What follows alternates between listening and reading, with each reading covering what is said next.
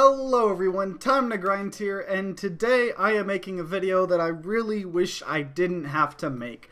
Now obviously you've clicked the title of this video, you've looked at the thumbnail, you know what I'm talking about, and that is Radical Heights. And Radical Heights is a new early access game made by the developer Boss Key Productions, which are the people that made Lawbreakers. And you know, I don't ever want to wish failure on a person or a developer, no matter like how terrible they've been in the past. And you know, I have my issues with Boss Key, especially with Cliff Blazowski or Blazinski, however you pronounce his name. Just a lot of the things he's done, especially with like Lawbreakers. You know, before he worked on Lawbreakers, he always just completely crapped on the PC community. Then he started working on Lawbreakers, and he started crapping on the Xbox, you know, community when asked like why it's coming out of the PS4 and not Xbox, and he kept flip-flopping, and he constantly, you know, the way they marketed Lawbreakers was just, oh, you know, this is a hardcore game for hardcore gamers, and if you're not a hardcore gamer, then we don't even want you to play our game. And they made so many mistakes with Lawbreakers, it's no wonder that it was dead on arrival. But it's really a shame that they didn't really learn from any of their mistakes, because they didn't really reflect on anything. What they did is, instead of, say, taking Lawbreakers and possibly keeping the engine or, you know, kind of aspects of it and trying to incorporate it in a new game, I feel like they just completely abandoned everything about Lawbreakers, went to the Unity store, bought as many assets from the Unity store as possible, threw them in a game, made a typical Battle Royale game, bam, there you go. That's their game. Because I don't want to hate a game. You know, I went into this game hearing a lot of negative things about it, so obviously I was expecting not the best game, but I didn't go into the game wanting to hate it. And oh my god, I can't even just begin to explain how much there is wrong with this game. So first of all, like I've already addressed, the game looks like a Unity asset flip. You know, all those games like when a couple years back, when zombie survival crafting games were the biggest thing, like Rust and you know, everything like that. Every single person tried to just go and take as many, you know, they got some zombie models from the Unity store. They got a bunch of gun models from the Unity store. They got everything from the Unity store. Most of them, they just took free assets. They didn't even pay for assets. And they just threw them in a game, made an extremely unoptimized, ugly, terrible looking game, called it early access, and tried to make money that way. And some of them, they did. They made a quick buck, and then they went on to make the next asset flip. And it feels like that's what Boss Key Productions is, because not only, you know, I feel like they're trying to just go so far away from Lawbreakers, because I personally feel if they had taken the gameplay of Lawbreakers, because overall everyone I've talked to and everyone on the internet for the most part thinks that Lawbreakers is a good game if they played it. Like, the core gameplay is there. It definitely has its charm. It has a lot of really unique mechanics. The zero gravity can be a little gimmicky at times, but it was fun. The game was fun. There were just a lot of issues with it, especially the way they marketed the game. And I mean, most people didn't even know it existed. But people that played the game did enjoy it. There's just not anyone to enjoy it with because of how terrible they did that game in terms of marketing and everything. But I personally think if they had, you know, taken the engine of Lawbreakers and, you know, simplified it a little bit and made that into a Battle Royale and released a free Lawbreakers Battle Royale game that was polished, because Lawbreakers was decently polished, I'll give it that, I feel like they could have had some success, because I've said it before in some videos talking more in depth about my opinions on Battle Royale games, but I'll just kind of, you know, go over it here. My opinion on Battle Royale games is, overall the concept of Battle Royale is really interesting, it's really fun, and right now we are kind of like what we're doing with MOBAs. You know, we have our Fortnite and PUBG, which was equivalent, in my opinion, to Dota and League of Legends. We have the big, huge two behemoth of games that have gigantic player bases, and I don't really feel, obviously I could be wrong, but I don't feel like there's going to be a game that overtakes either of those.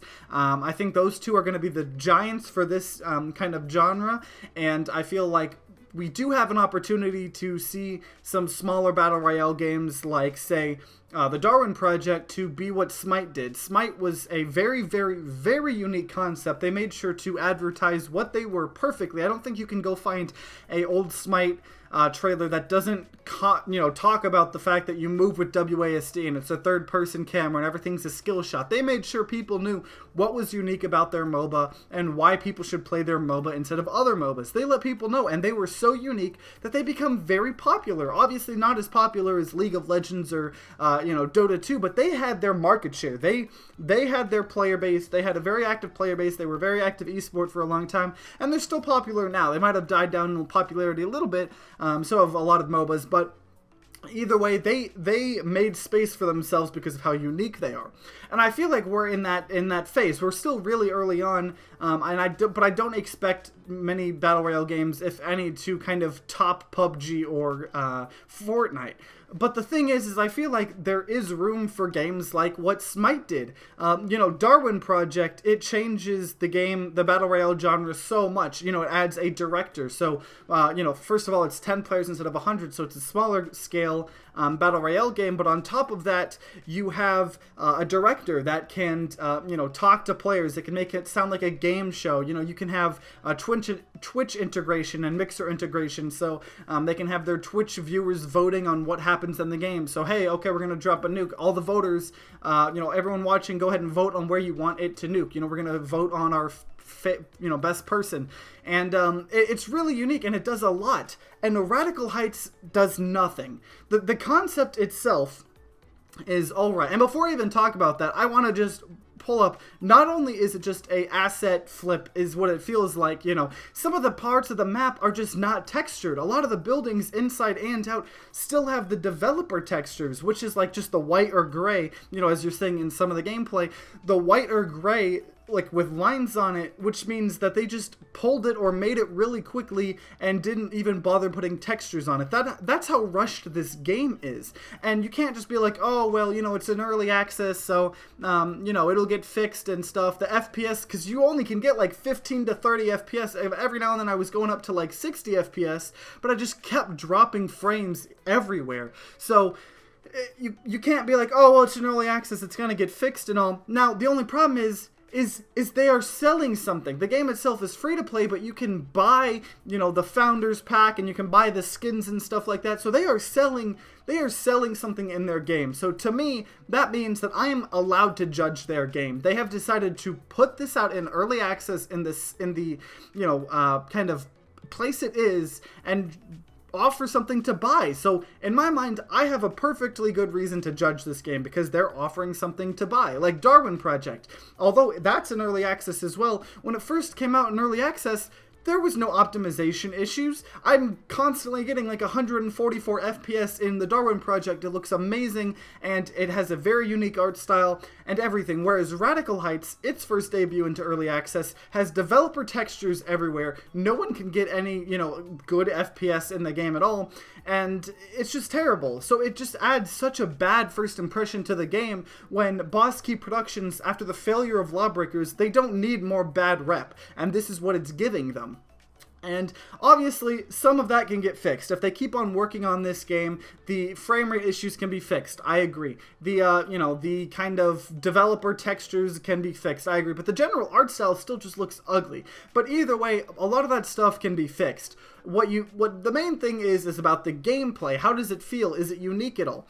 And they are trying to claim, oh, we're so unique. We have like a game show aesthetic. And the way it works is there's cash everywhere, and you get cash, and you can use the cash to buy like guns and armor and ammo and special things from little vending machines all over the map. And there's like sometimes things will drop that'll be like spin to win machines, and kind of all this stuff. So kind of that aesthetic. Now the problem is it doesn't add any unique gameplay to the game. So although there's some unique mechanics, it doesn't add anything. And let me explain what I mean by this. In Fortnite or PUBG, both of them, you go from house to house to house to house to house, finding loot and guns and stuff like that, and trying to get better gear. So you go, both Fortnite, they both have kind of similarities, but a lot of difference, especially with Fortnite with the whole building thing. but and Fortnite especially does a lot in terms of being able to destroy pretty much all the buildings and stuff, but for the most part you're still going from this building or this place finding gear, trying to go to this building to this place to find gear there, and you're just going from place to place to place to place to place and just finding gear. And what you do in Radical Heights is, instead of going from place to place to place finding gear inside the house, you just go from place to place to place to place finding cash, and then you go from place to place to place to place to find vending machines that have the guns you want, because a gun vending machine might not give you the gun you want, so you have to go find a different vending machine. So although it throws in an extra step of using cash to buy the guns, it doesn't change the way you play the game, because you're still, just like in Fortnite or PUBG, just going from building A to building B to building C to building D to building E to try to find things. Now, whether it is just straight up loot in Fortnite or PUBG, or it is cash that you then use in vending machines you found around the map, it doesn't change the gameplay. Whereas the Darwin Project, there's only two crafting materials. There's wood and leather. Normally I don't like crafting in games, but it's so simplified in this, it doesn't matter. You have a couple crafting materials, they're all over the map, you use them, and it's more about finding the electronics that everyone can see exactly where they are and fighting. And also Darwin Project has bow and arrows and axes instead of guns like every other Battle Royale game. So the Darwin Project is very unique, especially with the whole director thing. Whereas the Radical Heights, it makes it look like it's unique by adding this cash system and the spin to win system, but what it ends up being is the cash and going into vending machines just ends up being, it plays out the exact same way as going from house to house and trying to find loot is, and then this spin to win kind of mechanics, they fall from the sky in random areas, that just plays the same way as crates dropping in PUBG. I don't understand.